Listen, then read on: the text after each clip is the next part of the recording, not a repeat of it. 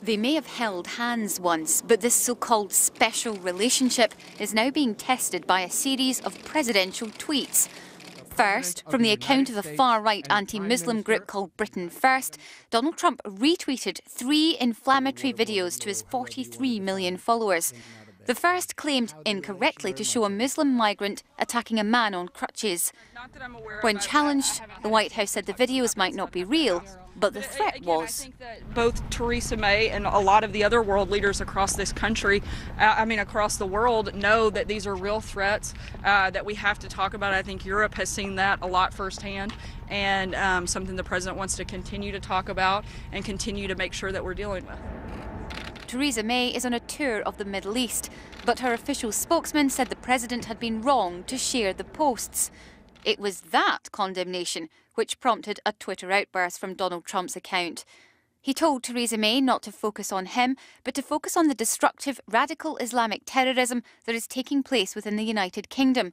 "We are doing just fine," he said. The president has caused diplomatic headaches for the UK several times already this year. From backing Nigel Farage as an ambassador to Washington to attacking the London Mayor Sadiq Khan, all from his favourite social media platform. It may be a show of strength for his supporters, but it may also weaken his position abroad. Laura Bicker, BBC News, Washington. Let's talk to Norman. He's at Westminster. So what have the British government said about this tweet? Well, there's been a sort of stunned silence from Number 10 this morning because they went to bed and all seemed well with the world, or not any more chaotic than usual. They wake up to find Mrs May being directly attacked and criticised by the president. Now, I think that is unprecedented in the sense, yes, we're used to Donald Trump laying waste to all and sundry, including other sort of foreign leaders, but never to an ally, and particularly given that we, hope, think, believe we have good relations with the United States. So, there has been no response at all from Downing Street, and there probably won't be until Mrs May has a question and answer session in Jordan, where she's going to be speaking later this afternoon. But there is now massive pressure on her over the state visit, which yesterday Downing Street was saying still happening, America is an ally, still going ahead. But the level of anger and criticism that Donald Trump's tweets have provoked, I mean, it stretches across the political divide. It stretches right up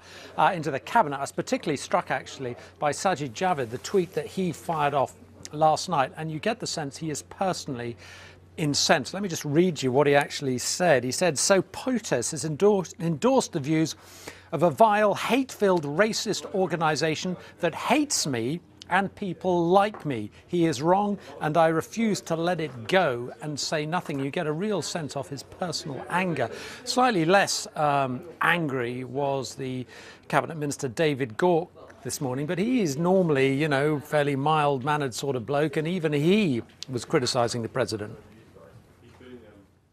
In normal circumstances, this sort of thing doesn't happen, but we're not in normal circumstances. The fact is, when the president did what he did yesterday in terms of tweeting, retweeting Britain First, I think the Prime Minister had no choice but to point out that that was wrong, and she was correct to do so. Of course, we want to have a good relationship with the United States. They are our closest security ally. They're one of our most important economic partners.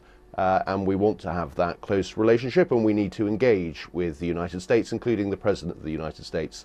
But when he's got something as badly wrong as he has, we're right to call him out on it.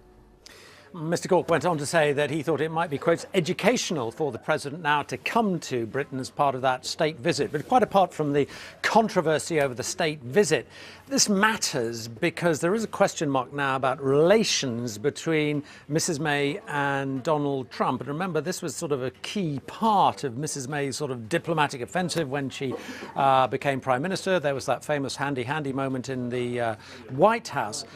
Now you wonder, given the president clearly is a man who, does not take lightly to criticism and seems to, bear grudges, whether that relationship has been seriously damaged, and the potential implications then for the post-Brexit world we're about to enter, and in particular our prospects of getting a trade deal. One last thing, lighter note, Vic.